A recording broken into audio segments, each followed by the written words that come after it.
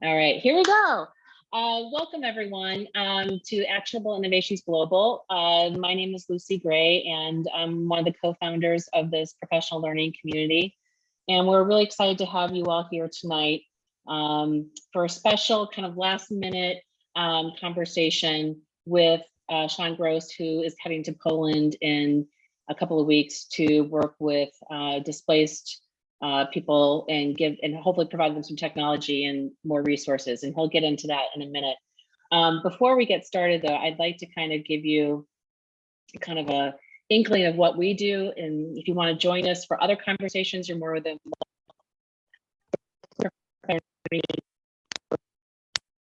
for people right now. People need to be inspired right now in light of COVID and everything else that's going on in the world. Educate and entrepreneurs together. Lucy, you're a little choppy. Cutting. Yeah, your audio just started cutting out. Right. So you know what I'm going to do? It first. How's that? Is that better? Yeah. Okay. It might be a little bit of background yeah. noise. I'm going to switch once I turn it over to Julian to a different audio device, and that might help. But let me make this really quick. So we used to be known as the Global Education Conference Network. We're a network of 29,000 people, and we come together to write, to talk, and to inspire around global education innovation. So that's what we do. And we have different speakers in every week, mostly on Fridays, but we're starting to expand to Wednesday evenings and Monday morning. So if you're in a different time zone, hopefully this will be helpful to you. If you want to get more involved with us, you can always email me at Lucy Gray Consulting. You can join our community. We actually have something called a Ning, which is an old kind of platform at actionableinnovations.global. And you can always share your work in that space as well, too, if you're into what we're into. So let me keep going here. You can also follow us on social media. We have a Medium publication where we publish. You are welcome to contribute to that. You're welcome to follow us on Twitter. And the archives from these conversations are in YouTube. So if you use your phone, you can scan this QR code and it will take you to all the social media links that we have available.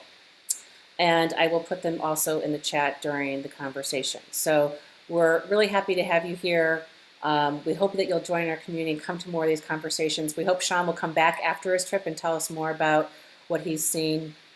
And tonight, I would love you to introduce yourself in the chat so we know who's here. Feel free to comment freely during the presentation, ask questions, that sort of thing. If you want to use your Twitter handle or your LinkedIn profile to connect with people, that's also totally acceptable. And if you want to tweet out anything, that's our hashtag as well, GlobalEd22. I'm going to turn this over to my friend Julian, who knows Shawn, and she's going to introduce him. But here's Shawn's basic information, and I also will put it in the chat where you can find him. And let me move over here.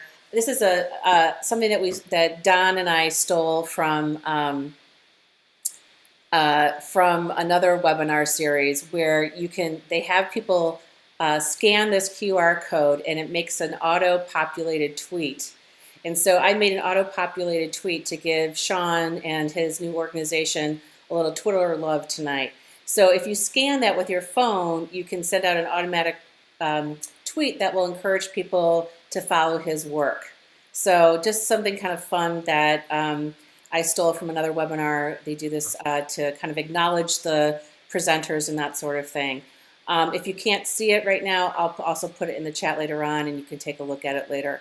But it was just kind of a fun thing that we learned from the Masters of Creativity webinar series at the D School that we've been enjoying lately. So without further ado, I'm going to turn this over to Actionable Innovator Julian Reed, who's going to introduce her friend Shawn.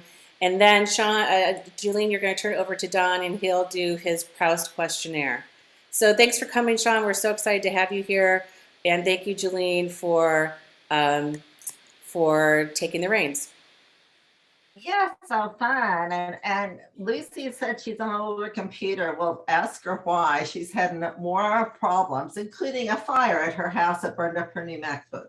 So her new Air. So however you get here, Lucy, we're just glad to have you here. We're super excited to be here with Shawn tonight. Shawn and I haven't seen each other for a while. So hi, Shawn. And Shawn and I have known each other for quite some time. Shawn has worked in many places. You have his LinkedIn profile link that you can go to and read all about it. But I will tell you, he's a digital pioneer, one of the first leaders in one-to-one computing with Connect. He's done a lot of work with AR and VR, and he's done a ton of work with the United Nations and gone to a lot of their different gatherings and meetings and such. And so Shawn and I were in Paris a few years ago for Mobile Learning Week. And at that point, we were working with the INEE and different organizations that are part of UNESCO and UNICEF. And the theme was education in emergency and crisis situations. And we think of things like refugees, but this can be climate change, this can be hurricanes, this can be floods, this can be anything. COVID, for example. So it ended up being very sort of serendipitous that it happened. And I got really excited about what we were doing at the work we were doing there, and ended up that I was able to go to Azraq refugee camp in Amman, Jordan, and work with refugees there. So Shawn and I were together in Paris, and then I was able to work with the refugees there. So this is a topic that's near and dear to our heart. And so we're excited to see the work that Shawn's doing in Poland to benefit the refugees in Ukraine. And I will let Don start with his Prowess Questionnaire, because what you want to hear most about and the person you want to hear from is Shawn. So I'm going to turn this over to Don, and he's going to explain to you, Shawn, if you don't know the Prowess Questionnaire, he's going to explain to you what it is, and you're going to get to tell us a little bit more about yourself. So thanks for coming, everybody. Okay, thanks, Julian. How is my sound, people? Good. It's great. Okay, good. I've been having tech issues. Hi, Shawn. Welcome. We're happy to have you here tonight. Just some quick background for you on the Prowess Questionnaire, and for our audience, if you haven't joined us before. The Prowess Questionnaire, if you're a Vanity Fair reader, you would know that the Prowess Questionnaire is the last page of the magazine where they interview politicians, celebrities, etc. But essentially, the questionnaire, it's a set of questions that were answered by the French writer Marcel Proust. And they're also sometimes used by interviewers today, e.g. Vanity Fair. Proust answered the questions in the form of a confession book. And this was a form of parlor, a sort of a parlor game popular in Victorian times. And what I've done is I've taken those questions and slightly adapted them for EDU. So welcome again, Shawn. And let's see, what will we choose? Okay, Shawn, so what educator do you most identify with? Oh, wow. And please, people in the audience, you can throw your answers in the chat as well if you want. Well, I would say this is a deeply personal response to that question, and it really takes me back to a teacher that I had in 10th grade, 11th grade, 12th grade in high school. She was our Chinese language instructor. I took Chinese, and she was perhaps this person that for me, really at times I questioned my abilities. I questioned what I would be doing with my life. And she always seemed to provide me so much guidance and just a huge amount of motivation that took me, to a place where, I never imagined, for example, that, all these years later, that I'd be having the opportunity to work with this international community and doing what I'm doing. So her name is Mrs. Hoynes. she is the person that I still stay in contact with. Yeah, I love her dearly. Great, awesome. Yeah, we often get an answer where people go, it brings them right back to their childhood, and that is the person the educator that they identify most with. Thanks, Shawn, for that. Sure. Okay, second Bruce question for you. What do you consider the most overrated virtue? The most overrated what? Virtue. Oh. It sounded like a different word for a minute. Is that a slur in my accent? No.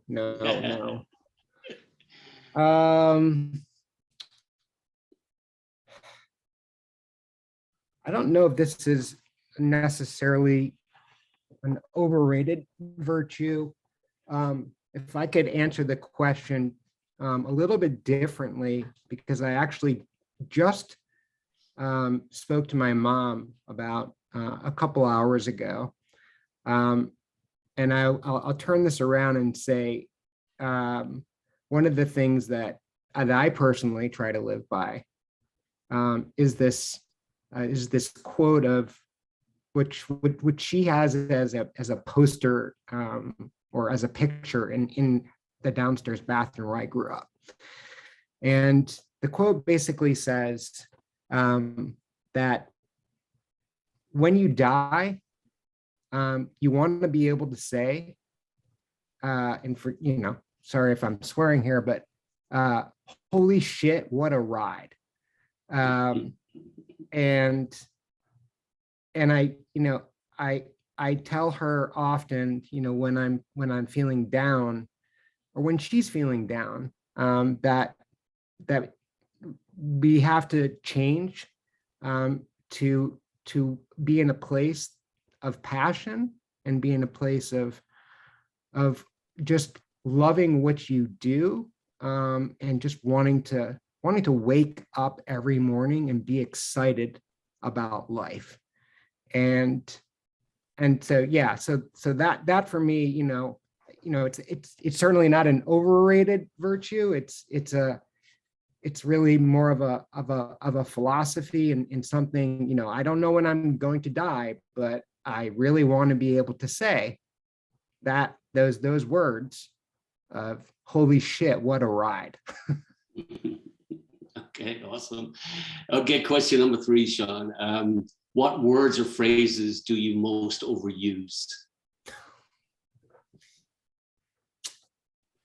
I use the phrase therefore constantly.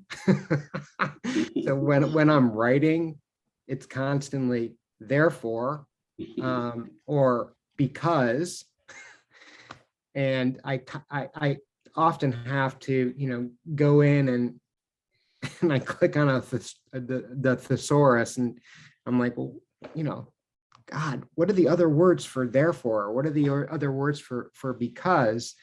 And I've gotten so much better. I have to give credit where credit is due, and that's to my wife, who's just been a person that's been able to correct anything where I've overly used a particular set of words. But definitely therefore. Okay, all right, great. Therefore, all right, last one then for you, Shawn, and the audience. What is your favorite hero of fiction?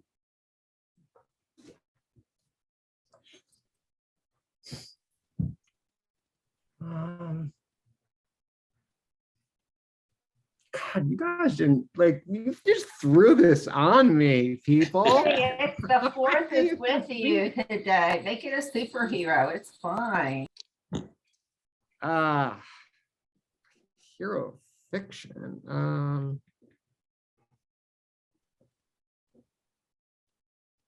No wrong answer, Shawn. Yeah, I mean, I will tell you that one of my deepest heroes is the person, and that person for me really is and was Madeleine Albright. She was this person that I so much identified with, and anybody that knew me growing up knew that her position as ambassador to the UN was something that became my goal, became my aspiration, became something that I identified with. And anybody that ever knew me growing up knew that was my goal. I don't know, if I'll ever hit that. I don't think so, because life certainly changes some of the trajectory of the places and things that you want to do. But just again, being involved at this level in terms of providing relief to where relief is needed globally is something that, the part where I talked about, holy shit, what a ride, that excites me. I'm excited about waking up and over the past actually 4 or 5 nights, I haven't really slept much. And that's because I love this. I really, really do love doing this. And I'm not saying that I don't love my day job, because my day job certainly is also critically important. It's just something that's very different and dear, just knowing that you're working with people in places that are unimaginable for any of us, and just knowing that the things that I'm doing, the things that the people that I work with, Julian in particular, put a smile on people's faces, or provide them with a perhaps new trajectory in life. And certainly, what I'm about to talk about tonight, providing a child with access to a laptop, and providing that child access to content, curriculum, and socio-emotional support. That's something where I hope that from what I'm doing, and certainly the work that so many other people are doing, allow those children, and maybe this is the theme tonight, allow those children and the people that we work with to also be able to say at the end of their life, holy shit, what a ride. Okay, thanks a lot, Shawn, for being a good sport with us, throwing you with these questions. We usually start the show like this just to get everyone in the mood. But thanks again, and I'm going to pass it back over to Julian, who will be in charge for the rest of the show. Let me mute. Over. Sure, we can put Julian in charge. I don't need to be in charge. You go right ahead. You go right ahead. I'm going to turn it over to Shawn, actually, because he has a presentation he wants to share with us. Yeah, and I will say, Lucy, the one thing, Shawn, that you said that is so important is if you follow your passions, then the journey becomes evident. And that's how, like you, I would have never dreamed I've done what I've done, but following your passions really makes a difference. So yeah, Lucy, go right ahead. Thanks, everyone. Shawn, I am so excited to have you tell us about this new initiative. Great post about it on LinkedIn. And I know I'm not alone in thinking about how to support teachers and kids affected by the war in Ukraine. I think a lot of us have been looking for an organization or something to support in order to lend our expertise to the effort. So I was thrilled to see that you're doing this, and I'm excited to figure out how I might personally help, and I'm sure everybody else in the audience is curious too about how they can get involved. So thanks for being here. And Lucy, thank you so much for having me. It is such an honor to be able to talk about this with this amazing group of people. Like I said, I'm seeing some people here that I haven't seen for a very long time.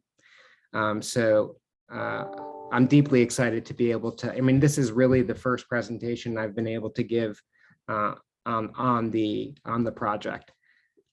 So let me start off by telling you also some of the why factor for me and the why factor for some of the other people that I'm working with. I grew up, I'm Jewish, and seeing not just what's going on in Ukraine, but what's happened in other places, Sudan, Yemen, Afghanistan, just knowing that the world in all of these places sometimes doesn't pay attention and doesn't respond to a crisis when a crisis needs to be responded. The work here for me, and so if any of you have ever heard this phrase before, but they say it in Israel commonly, and that's never again. The idea that the Holocaust will never happen again. The place where I'm going next week is Krakow, and if any of you know Krakow, Krakow is the closest city to Auschwitz, one of the largest concentration camps in Europe during World War II. And just knowing that if I were alive back then, how much I would have wanted to do, and I would have wanted to do much more. And so just seeing this crisis and certainly the others that I've been involved in, this was just a calling for me to stand up and do something that takes advantage of the skill sets that I bring to bear, and certainly takes advantage of the skill sets of the people that I know, the great people like you, the great people like Julian here, and the great work, of course, that Lucy has done. So that's really the why factor. It's important to also know that this is not my job. This literally is a campaign that was put together rather quickly to respond to this crisis. I work in the space of digital equity across the U.S. I spend most of my time though in Baltimore City, working with and supporting students with gaining access to connectivity and gaining access to actual devices and gaining access to the digital equity resources that are necessary to also help them succeed. So translating those skills into something that I could help and others could help. I know many of you are aware of the crisis that is currently underway, but just from a numbers perspective, 5 million refugees fleeing the country since February 24th. And this number that we're looking at is probably about 3 to 4 weeks old. So that number is even more pronounced. What I also included here were the countries across Central and Eastern Europe where the greatest concentration of the Ukrainian refugees are. And you'll see, obviously, Poland is at the top of that list.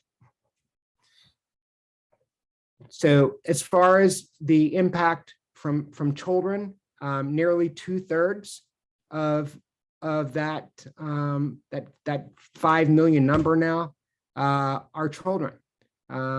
There have been hundreds of schools and educational facilities in the Ukraine that have been attacked are used for military purposes.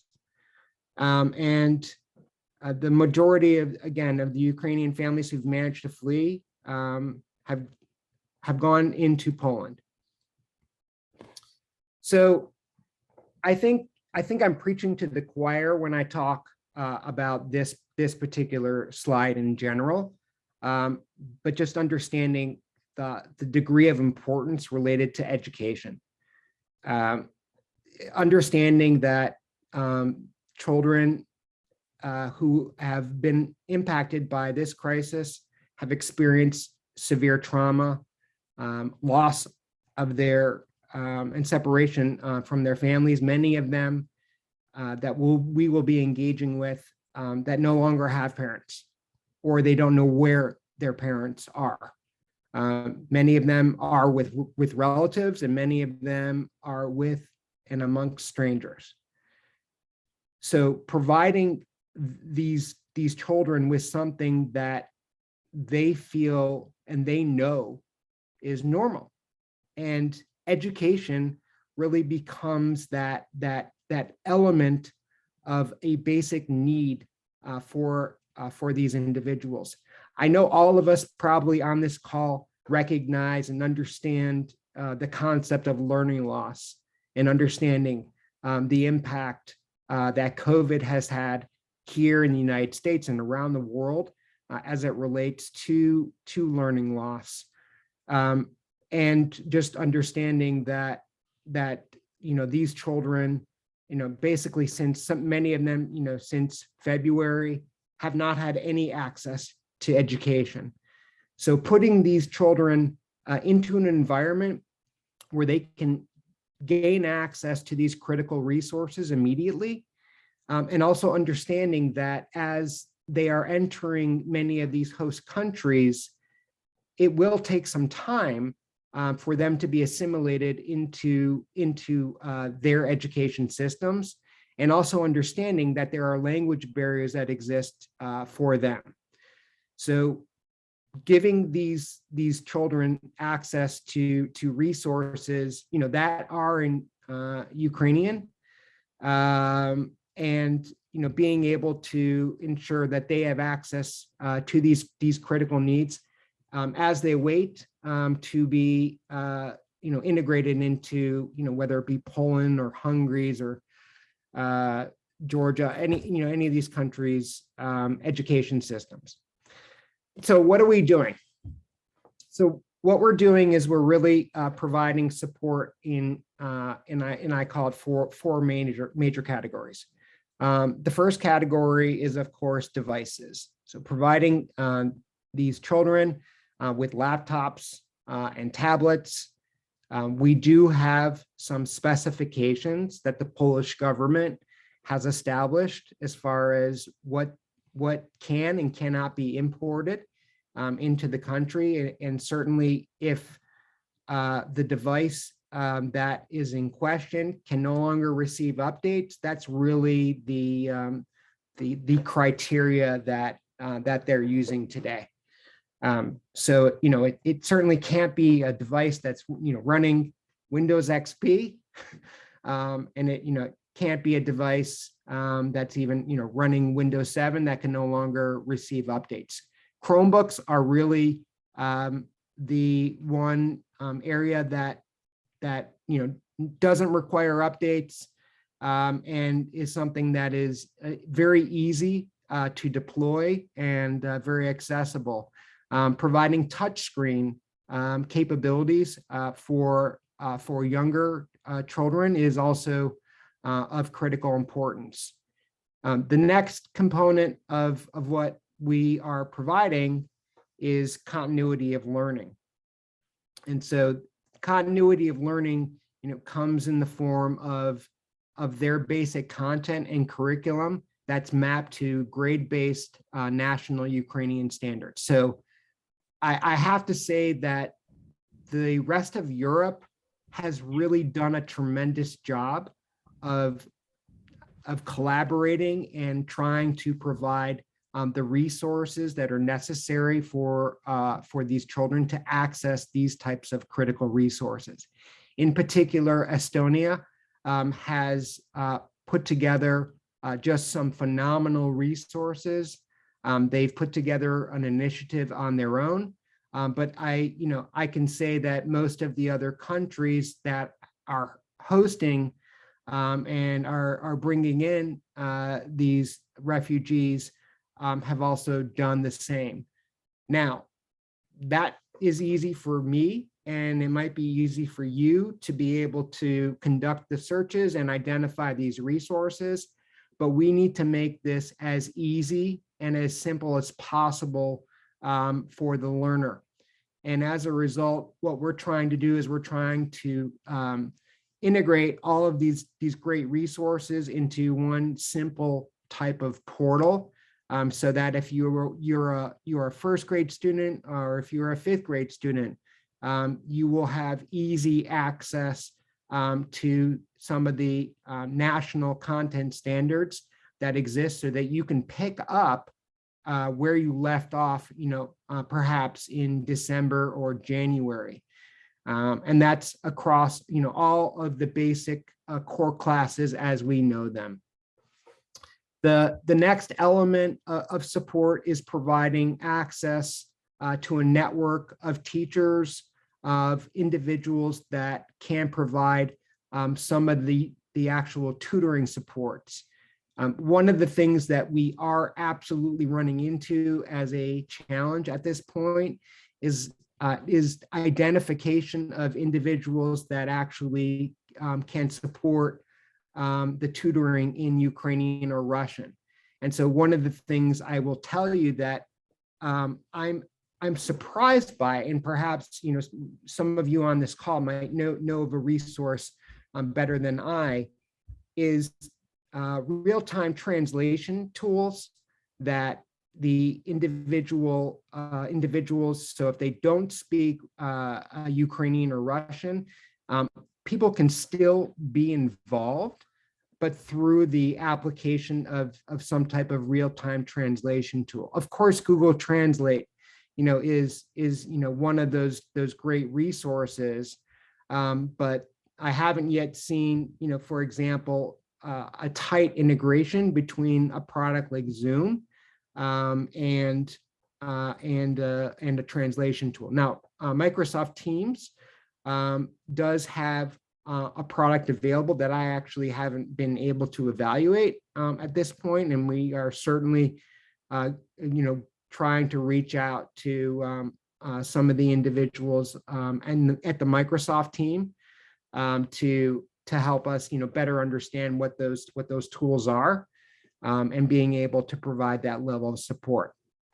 One of the things I do want to go backwards to, related to continuity of learning, just because I'm talking about Microsoft Teams right now, is so last summer, the IRC, and hopefully do all of you know what the IRC is? Okay, so the IRC is the International Rescue Committee. They're one of the largest organizations that provides refugee supports around the world. They actually reached out to me because of a person that I knew that was a former educator that joined with them, and asked me to stand up a virtual academy, and they wanted me to do it in under 24 hours.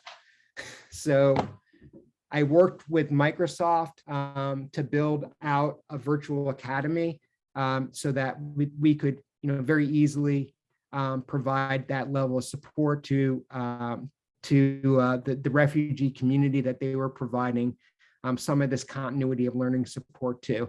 That's what I'm looking to mirror as part of this effort as we bring these great resources on board for students.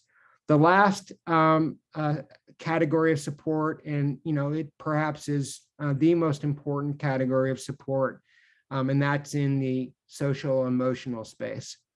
So being able to provide any type of trauma systems therapy support, being able to to be that ear for many of these individuals that are experiencing these horrific events, but being able to be that individual that can help people understand how to deal with these emotions that they are experiencing, at this time, how they should be, potentially processing all of the events that they have seen, and being able to, hopefully, continue on a pathway where this trauma that they've experienced will not become something that becomes a great barrier, certainly from the learner's perspective, but also providing this level of support to many of the women that are coming across the border. And I think that many of you probably also understand, if you've been paying attention, to the news, the president of Ukraine has really asked, the majority of males to stay within the country and fight. So that's why, the level of support I'm talking about is really related to women and children. Trying to go to my next slide. So let me get into, more of the details on, kind of what we're looking for as this campaign begins to further have growth. We're looking for hardware donors, and we're looking for, again, in particular, laptops, Chromebooks, tablets. Again, understanding that the minimum criteria as far as the equipment is concerned from the Polish government standpoint is a device that can still receive any type of updates.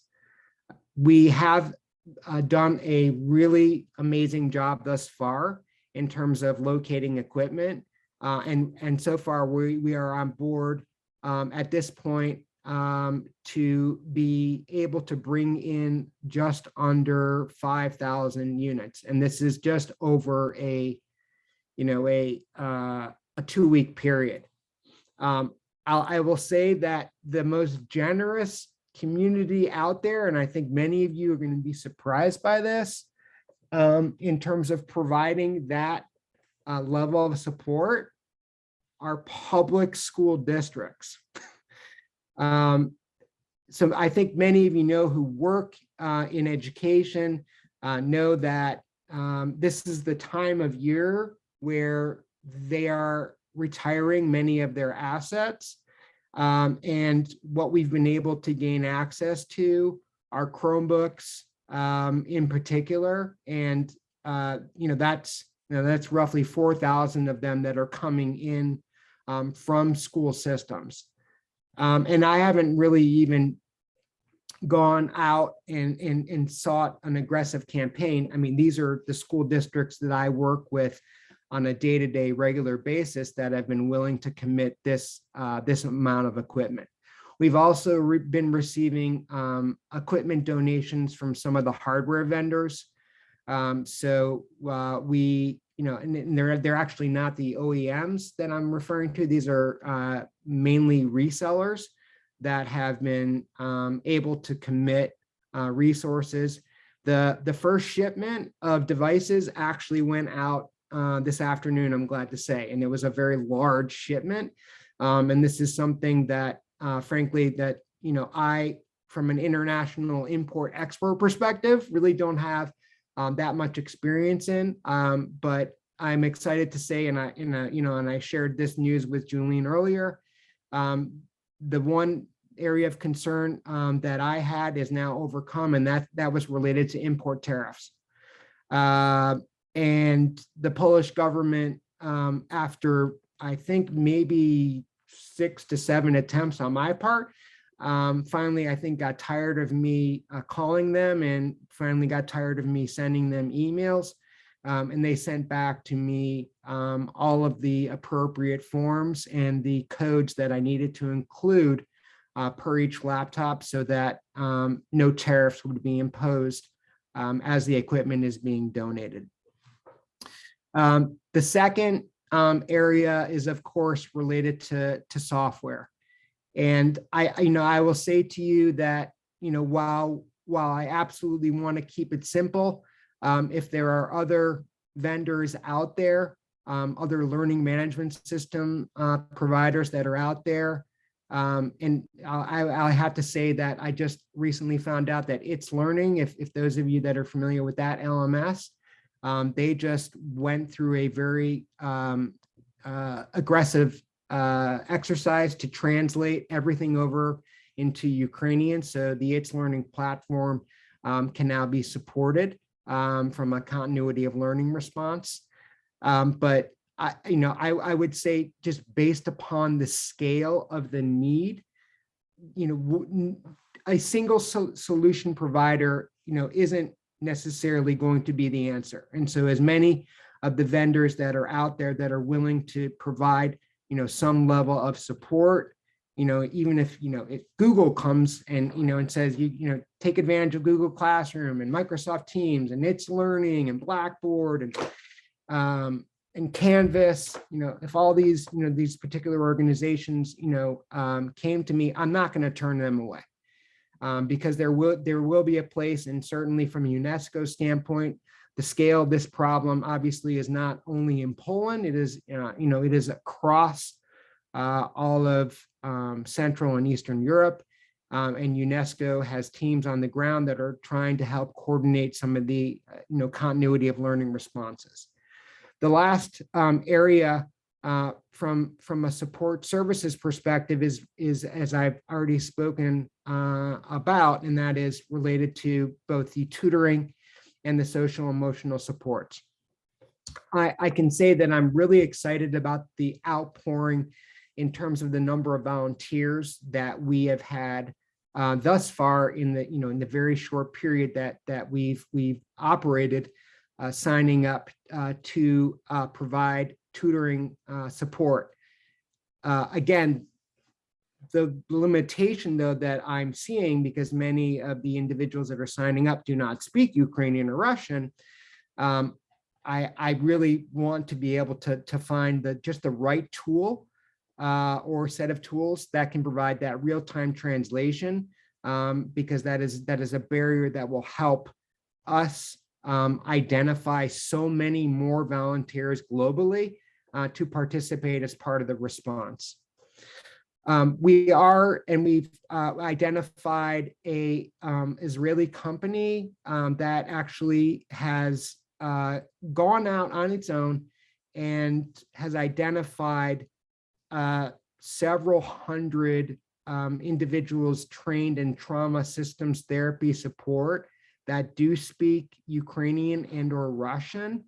And they've created a mechanism for individuals to literally go in, sign up, and they'll have access to these resources within a 24-hour period.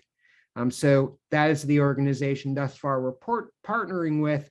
But even though they have several hundred, again, the scale of that particular need certainly is going to go beyond the support resources that they've made available. So identifying those types of individuals or even organizations that can provide that level of support.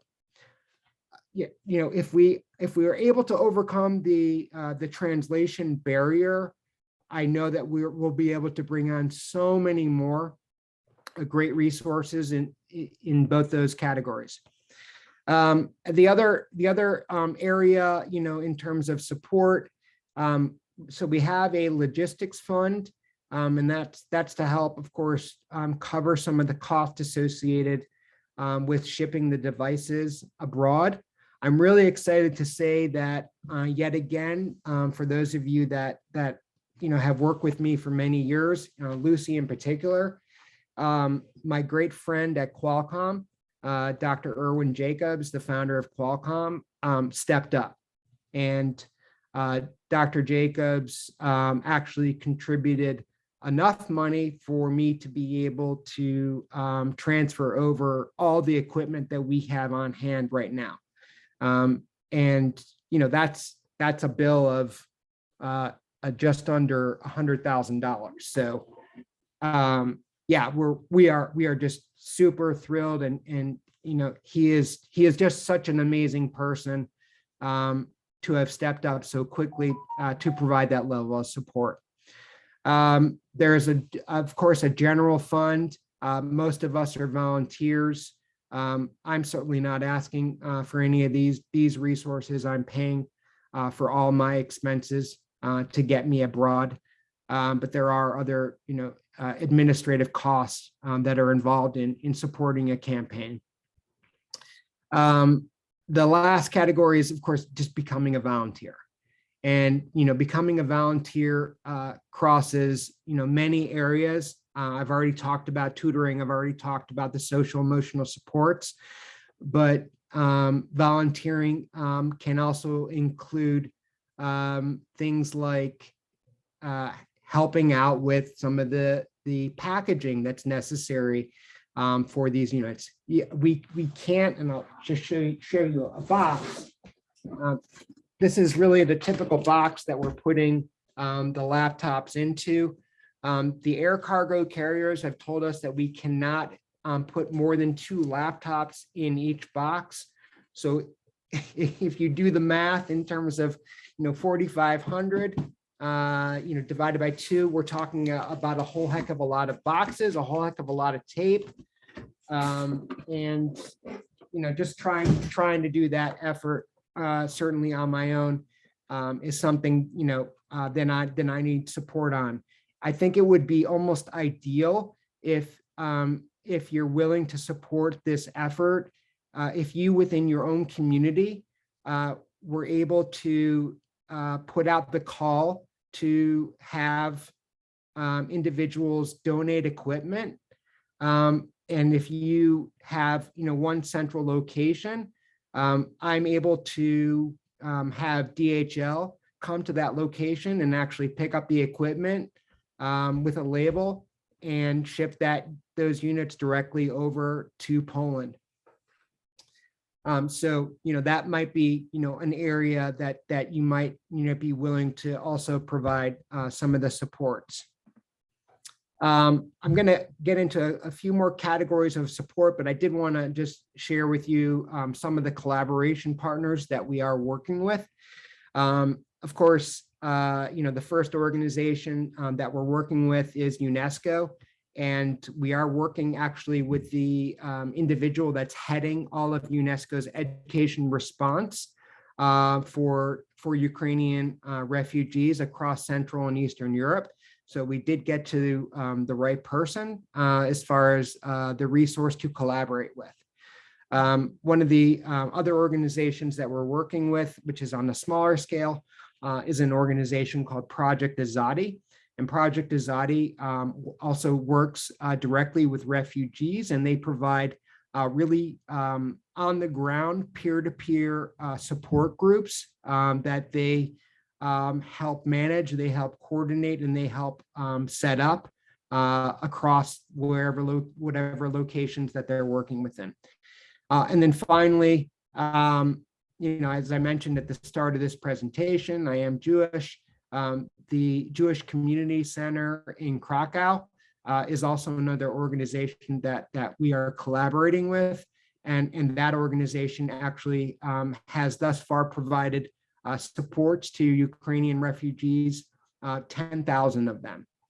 So, they've been doing some amazing work. I would love to be able to add to this list other collaboration partners. So I really would say, any organization that, can support the areas that I'm talking about in terms of education and social-emotional support. Those are the categories, that we will most certainly be looking for additional collaboration partners with.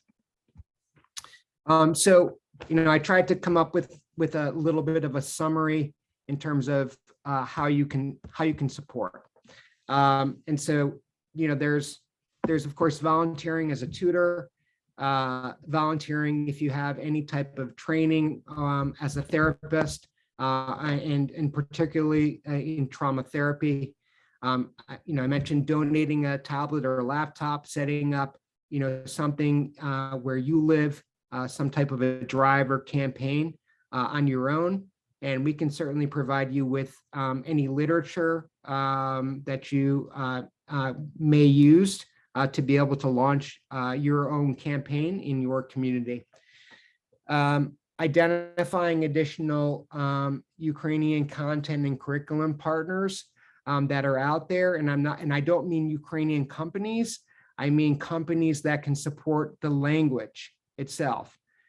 So if there are other organizations out there, so one of the organizations I will tell you that we are partnering with is an organization some of you may know called Curriki, that provides access to open education content.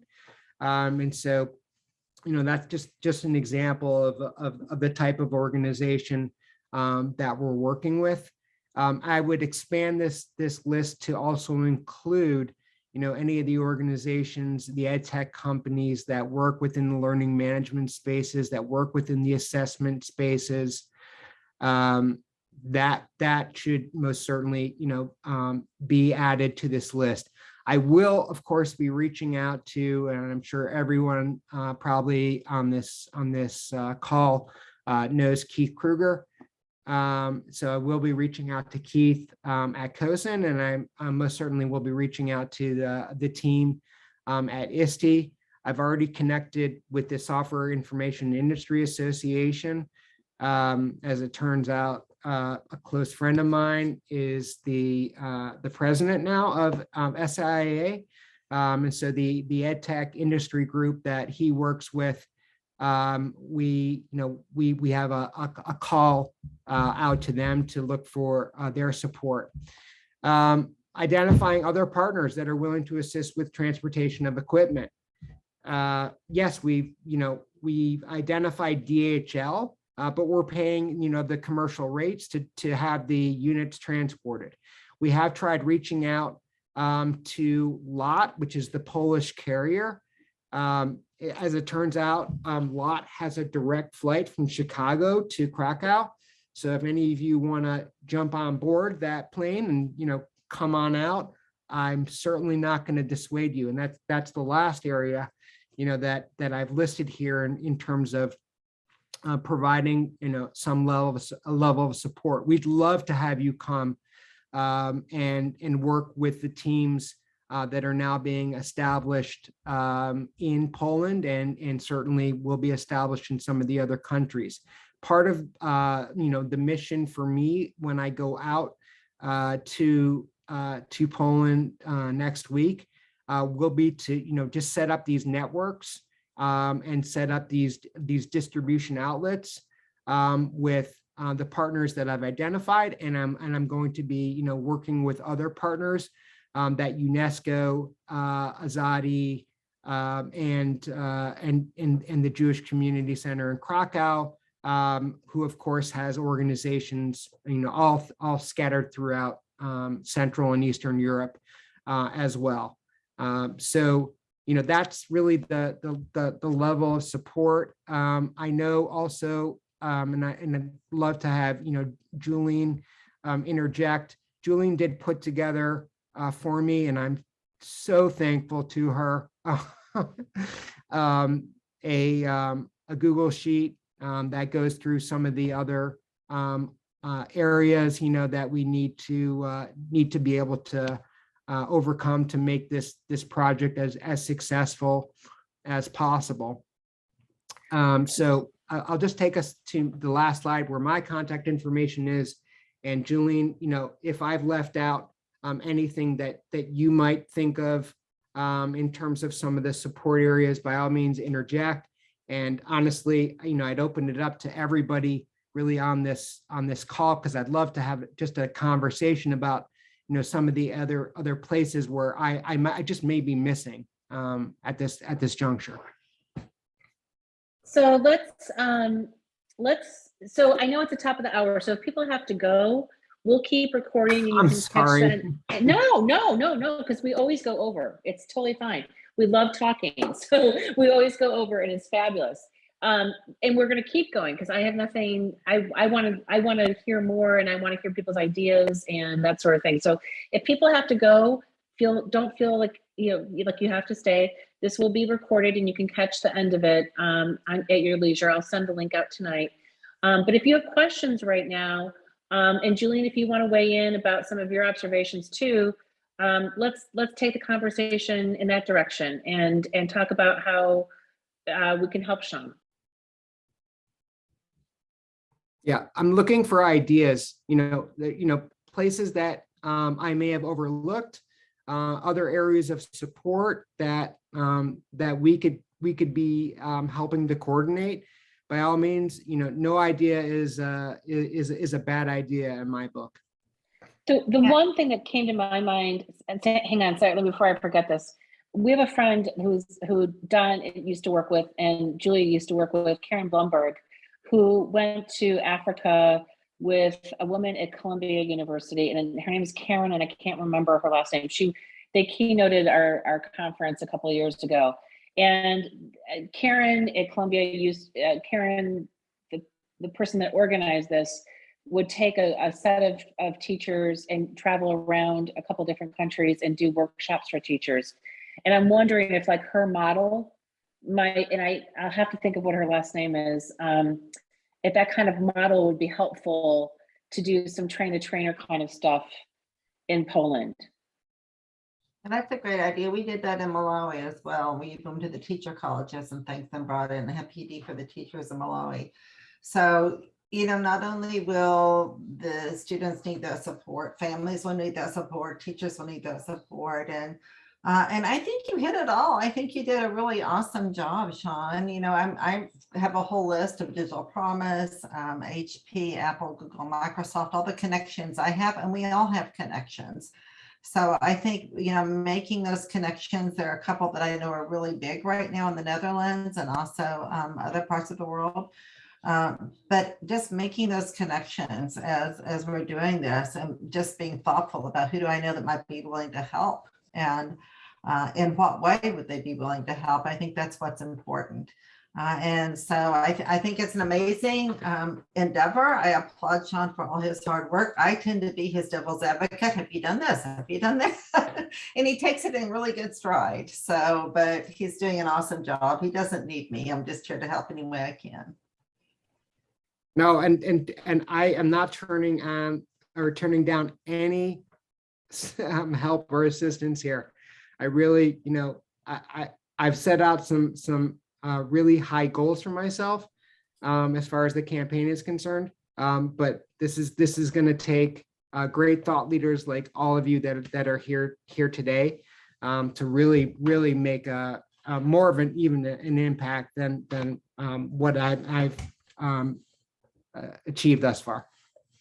The one thing I think is going to be good is if we can unify, our endeavors. And so I know that I was talking with a friend, George Saltzman, today that Shawn knows well. And there's an organization out of called Program for Humanitarian Aid. I can put that link in there. That's one that he said we really need to reach out to. Another one is a gentleman in the Netherlands that's doing a lot of work over there as well. BJ, who Duhangana, I can't think of his last name, however you say it.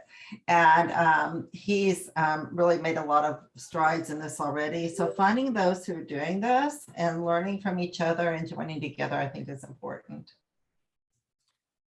Yeah, another organization that I'm involved with is 100.org, which is a Finnish innovation group, Shawn.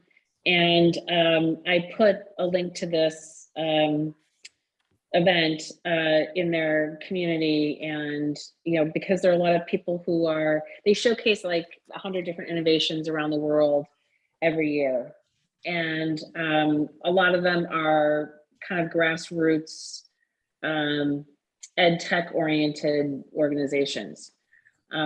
So that's another group that I think you might want to connect with in terms of, maybe getting some Nordic involvement. I'm writing it down for you, Shawn. You don't have to write it down. I have it in our notes. How long do you think this is? So, I mean, the war is looks like it's going to be pretty intractable and go on for a while, and there's going to be a lot of rebuilding and so on, when and if it's over. What is your sustainability plan, or what's your idea about this, keeping this going on an ongoing basis when you have a day job and that sort of thing? What's your thinking there? That's a great question. So I, in my own community, did reach out to both churches and temples to get those organizations involved. The temple community that I belong to, that has several thousand members, they've agreed to basically make this their initiative, the way that they want to respond. And so, I've got now a whole army here, hopefully, that will be able to provide some level of support. But I think ultimately, just as I talked about earlier, Lucy, this is me in Arlington, Virginia, and, wherever, you may be located, I would absolutely encourage that we more or less, and this is just me brainstorming, coming up with a local campaign in other cities. I know, for example, many of us also have great contacts, either work in the school systems or work with, and communicating with districts now on whether or not they're retiring some assets that again, meet that threshold of being able to update. That would be fantastic. And just, reaching out to just people in your community. I mean, I as an example, people, I just put something out on, I don't know if you guys are familiar with the Nextdoor platform, but, I put something out and people are just dropping stuff off. So, it's just, it's coming in, and it's, it's great. And so, like I said, if you have a device or devices that you're able to collect, literally, I'm able to send a DHL truck to your house or your, wherever you're working, and they'll pick up the equipment and they will ship it over. So, that's. What if Julian and I, or whomever, organized a campaign around that? I mean, what if there was like a local tech drive campaign? Exactly. And we made social media images for it, and like a kit that people would use to collect this stuff, and then so it looks kind of official. And Yep. then people can do their own little drive. Schools would do this. I think schools would be all over this. So can you give us the Julian's talking about the minimum specs and that sort of thing. Is there anything on your website that needs to be, any criteria that we have to be on the lookout for? Yeah. So what I can do, and I will post it on the website, the official document that I received from the Polish government. That document, I will include it on the website so that everyone can understand sort of those minimum specifications. But I would say, and anything that's really 3 or 4 years old will meet that threshold. iPads in particular that are older will also meet that threshold. So we can look at, second generation all the way up as far as iPads are concerned. Any of the Android tablets, those are all, even an older Android tablet is going to be something that would meet that threshold. And, the Amazon Fire, that's just another resource that can be taken advantage of. I know there's one area that, that I'm surprised, you all didn't ask me about, and that's how are they getting connected?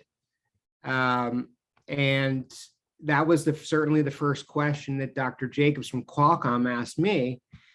And the great news is, at least from Poland's perspective, they are giving each refugee access to either hotspots and or also to mobile phones that have hotspot capability with unlimited data. So that's just I was so pleased to hear that. That's a resource that's being made available to them, because otherwise that was going to have to be another area that we were just going to have to take on. I wonder what Kajit would say about this. Like I'm assuming that they're just US oriented. So it would be, okay. It would be really interesting to see if they would, branch out somehow to. I actually shared that in the chat too, Shawn. So that's why they didn't ask you. Okay, yeah. Connectivity, yeah. Michael Flood is constantly communicating with me just because of my day job. So yeah, I mean that's actually a really great idea, Lucy. I will most certainly put an ask in to Michael to see if there's something. I mean, I also am going to be reaching out to T-Mobile just because their parent company is a European entity, and so that also could be just a really great partnership as well. In terms of integrated devices that have already the mobile broadband chip integrated into a laptop. I don't know the language. I know this is in many languages, but Ian Jukeson's wife, Nikki Mohan, and also George Saltzman worked with UNESCO to create some digital training, professional learning resources for UNESCO to give for educators globally. And George says he's sure we can get access to it. We just have to see the language capabilities and what the content is. But Ian can tell us that as well as Nikki. That's great. This is just the nature of who I am, but I like to call on people. So how about Julie, Daniel, Don? Sure. I had a question actually that I typed in the chat earlier, but I know you were focusing on talking to us. Are there any possibilities for middle and high school students to get involved in the virtual tutoring piece? We're in Brooklyn, and there are a lot of Russian and Ukrainian speaking high school kids here, and what they might be able to do. That is a fantastic idea. And, I would say absolutely.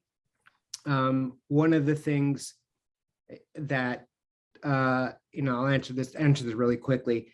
So Lucy also knows me, back from the days where I launched a project called Project Connect in North Carolina. One of the things that came out of that project was just how youth build their own peer-to-peer support groups and the enormous success that comes with that. So I can imagine, having a Ukrainian or Russian speaking middle school or high school student providing that level of support would be something that would be absolutely welcome, and probably that would be their go-to resource over an adult. So I love that idea. I think that's a fantastic idea to get them involved. Would it require like having an adult be on the connection call, or like would there be logistics about that to work out? Or no, I mean, I'd say to you that we're not obviously governed by any of the regulations in the United States here, but when we're talking about peer-to-peer, I'm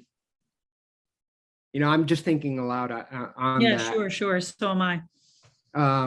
Because I can obviously I'm a really good disaster planner. And the worst case thing that I'm thinking about is, there's some student out there that gets connected, that's, begins sexting or, doing something inappropriate, with another child on the other end of the line. That's the worst case scenario I'm thinking. Depending upon the software that we take advantage of, there could be some type of just, we could say that there's a monitoring tool that's put in place, and just to provide, some type of acceptable use agreement, so that when a student goes and signs up to tutor, that they understand that there, are a set of rules and regulations that govern the communication that occurs between them and the students abroad. Now that I'm thinking about it, that's what we could do. Just put together a policy and make it available. I just don't know how much policing we can realistically do.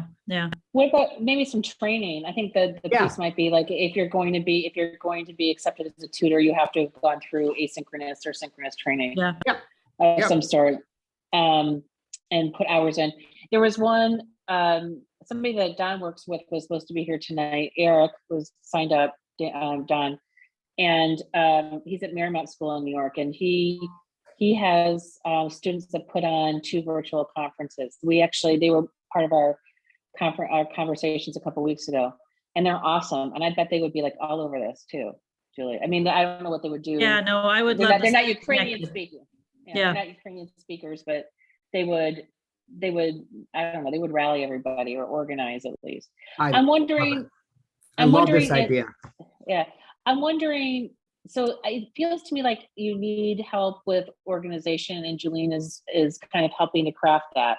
I'm wondering, and 2 things. One is John Idelson, who's an ADE that's friends with Bill Rankin and us. His son is a CTO of Zoom, so maybe he can be helpful in some way. I'm sure he would love to get involved. He turned us on to this really kind of cool thing called Office Hours Global, which is, I think it's officehours.global is the link, I think. And it's a bunch of media producers that get together every day, literally, and talk shop. And they have a special software that kind of lets them produce it at a very high level. And they started doing this with the pandemic, and they've done it for like 700 days straight now. It's crazy. But it's also, it's really interesting. Like, I don't know half the things that they're talking about because it's so high tech, but that idea of getting together every day with a team of people and talking through things like this, I think would be really interesting for a project like this. Like, if you have volunteers and partners and whatever, having a daily or weekly sync, if you can come, you can come. If you can't, you can't. Because there's you need some structure, but it's really hard to, I know how, trust me, how it's like herding cats to get people to do things, right? But if you make it kind of fun and a regular routine, then maybe people will get more invested in it. Just a thought. I absolutely agree. Daniel? Yeah, Shawn, it's amazing what you're trying to do, but I'm stuck on the hassle you were getting of trying to get the stuff into Poland and the forms you had to fill out. And I'm thinking about agility, and shifting and changing as situations reveal themselves. And how can people think that in a crisis, you can go through the standard protocol, and how do we change that? That's the stuff that drives me nuts. And so my heart went out when I heard you on about these codes, and it's like there should be a shift, or like an agile way that we go about this when we have crisis, because you can't operate with the normal criteria. So yep, I absolutely agree. Actually, let me just share my screen one more time. This is the document that finally came from the Polish government, and they gave me the code. So all I needed was this 2VO. That was it. So, I mean, I do think that they have tried to, put in a system. It was just so difficult for me to gain access to that code. I mean, ridiculously hard, where a person, after the 5th or 6th attempt might just give up. I just kept on annoying them. Yeah. I was listening to a story on BBC News. It was at the very start of the war, and there was a London physician. She was Ukrainian, and her mother was still in the Ukraine, and she managed in some way to get this old lady on a bus who spoke no English as far as Paris. And she went to Paris to try and, then get her back to the UK. And literally, like whatever the situation was, again, she had to go through this like protocol where literally they almost sent her back to the Ukraine. And I was just thinking, oh my God, this 80-year-old woman has traveled miles on a bus, no English, and there she was being headed back again. And I was like, oh my God, like they have to change procedures in these situations. And how do you sort of design that type of scenario? Yep. So. Yep, I agree. So I know Don and Milton are out there maybe. Don and Daniel are the same person. He's on 2 devices. And I'm also Fred tonight. Don and Daniel. Yeah, right. That's his given name. And then Milton was chatting earlier. He's in Brazil, I believe. Oh, and he's really? he's a psychologist. Here he is. Oh. Hi there, everybody. Hi, Milton. Well, it's an awesome initiative. I'm so glad to be here, and I'm excited to help as much as I can. I'm a psychologist and an educator from Brazil, so I do have experience with psychotherapy and also with education. So I'm curious about the next steps, how we can volunteer and actually get to work.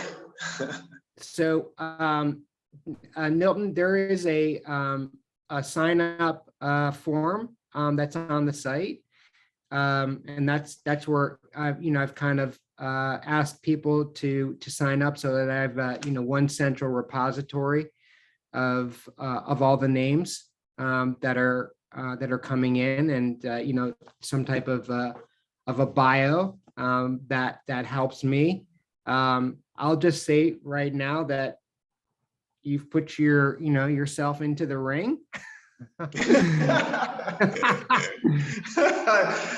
love it. I love it. It's my kind of stuff. Yeah.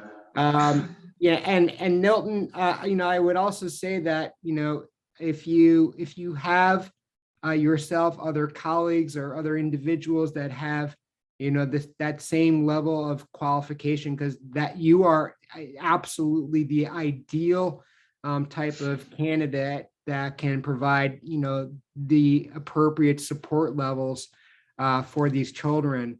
By all means, I would say not just Brazil, but a global search, because that's essentially what I'm doing is looking all across the world. If I showed you the Google Analytics of where thus far people have come from, it's up to 40 countries thus far that people have come to the site, taken a look, and there are about 10 countries represented where people have signed up. Wow, that's so significant, and makes us feel optimistic about humanity, right? At this moment in history. Yeah, I was doubting it for a little bit. Yeah. Well, we're not out of the woods yet. So, but I do think that there has been a dearth of education news around Ukraine in terms of what people can do to help. And I just thought, given that there was we just got, we're sort of through the pandemic, that there had to be resources and people and programs in place related to remote learning, at least. And who was organizing this? And I kept on asking on social media, who's who's doing this well, who's doing, it was like talking into a void. So, I think it would be really interesting to also map the I don't know, you could map other organizations as they come across, as one of your partners. I was going to reach out to Susan Patrick at Aurora as well. Yeah, I invited just about everybody I could spam in LinkedIn and in our community, and we had about 40 people sign up on Eventbrite, which is good for us, and then 40 in LinkedIn, which I think people reply to things on LinkedIn and think that they're going to, if they're free. If they're not going to. But I'll give you those lists of people. That's great. So you can see. So like the LinkedIn ones, you're not going to get their email address, but you'll know who they are. Yeah. And most of them are probably people Yeah. But I was very strategic in who I invited. Like who might be have the power in their scenario to do something. And it just seemed like I thought more people actually would jump on board, frankly. And maybe it's just the timing or whatever. And it's, it's only, it was less than a week that we got this together. But I thought there would be more people clamoring.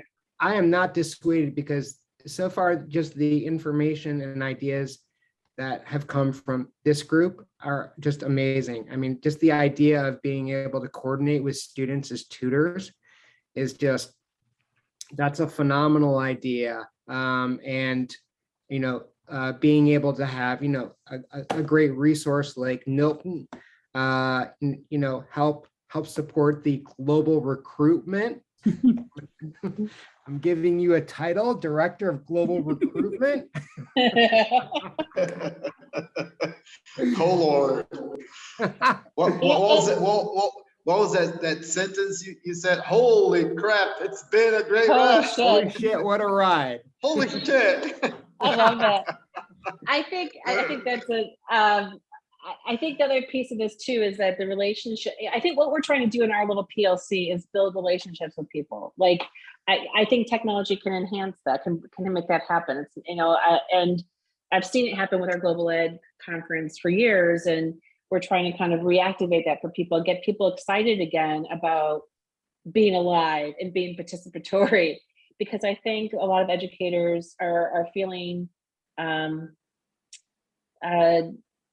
little downtrodden. Yep. And so how do we, this is the kind of stuff, this is why we went into education, right? This kind of stuff. And how can we get people feeling that way again? Maybe that's the underlying purpose with this, in addition to helping the students. But I think having little, I know this is a small group, but building those relationships is what is the foundation to everything else. And so I'm so excited to see everybody here and see everybody excited about this and meet Milton. And I'm excited to see what you do with the Shawn, and count me and count us in to do whatever you need. That's awesome. I so much appreciate it. And, one of the things, lastly, I'll say is we could think of this as an opportunity to create a larger conversation and dialogue about it, because, the website isn't necessarily the place to have a dialogue in terms of brainstorming ideas and new concepts, but somewhere else to be a place where, people might say, have you thought of A? Have you thought of B? Have you thought of C? Or let me make this introduction to this other resource. That also just might be just another way for people to be involved in the conversation itself as this campaign begins to further grow and grow and grow. So two things with that. One, I hope you'll come back when you get back from your trip. Come back to one of our Friday conversations and debrief with us. And then two, Don's shtick is design thinking, and which you may have picked up on. And maybe he could, I don't know, Don, I'm volunteering you. Like maybe he could lead people through a design charrette of some sort. Oh. you know, of something, I don't know, but just thinking about, you're so good, Don, with the, you know, simple ways of, well, seemingly simple ways of looking at things with a lens, and getting people to kind of be productive in their thinking. So just a thought. Yeah, sure. I mean, absolutely, I can lead anything to do with design thinking. Yeah, and I am thinking, so definitely. So how about, as you know, an action item to come out of this? And you know, Julian's, you know, basically now the chief operations officer for the campaign.